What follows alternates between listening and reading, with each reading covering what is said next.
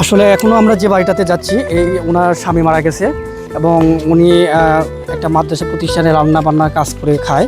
ওনার ফ্যামিলিতে তেমন কেউ নাই দেখার মতো। ওই বাসাটাতেও আমরা যাব, ওনার খোঁজখবর নেব। আমরা যতদূর খোঁজ নিয়েছি জানি যে এখন পর্যন্ত তার কোনো বাজার হয়নি। তো দেখা যাক, আমরা তার বাসায় যাওয়া দেখা যাক।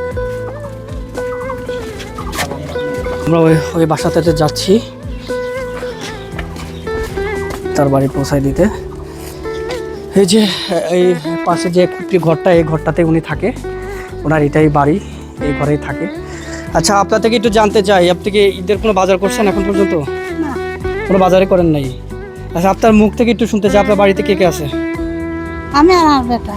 আপনার হাজবেন্ড মারা গেছে? জি। এখন কি করেন আপনি? কি করবো, এই টুকটাক বাইরে বসে থাকে আর মাদ্রাসায় যেতে হবে। মাদ্রাসায় রান্না করেন? আমরা যেমনটি বলেছিলাম, ওনার স্বামী অনেক বছর আগে মারা গেছে। এই পাশের একটু ঘরটা যদি দেখাও, এই ঘর ফাঁকা ঘরটাই হচ্ছে ওনার। আর এখানে আরেকটা বাড়ি আছে, উনিটা অন্যের বাড়িতে উনি থাকে। ওনার থাকার আবাসস্থলটাও নাই। তো আমরা যতটুকু খোঁজ নিয়েছি যে ওনার আসলে বাজার করার মতো তেমন পরিস্থিতি নাই।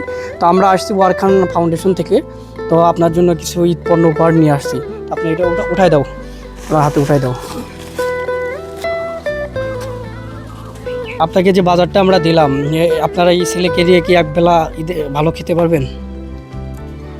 পারবো ইনশাল্লাহ। আচ্ছা, আমরা আপনার যারা এরকম ঈদে বাজার করতে পারেনি, যারা অসহায় দুস্থ আছে, তাদের মাধ্যমে আমরা পৌঁছায় দিচ্ছি আমাদের ফাউন্ডেশনের মাধ্যমে। তো আমাদের ফাউন্ডেশনের জন্য একটু দোয়া করবেন। হ্যাঁ, আপনার ঈদ ভালো কাটুক, ঈদ বয়ানুক অনাবিল শান্তি, সেই দোয়া কামনা করি।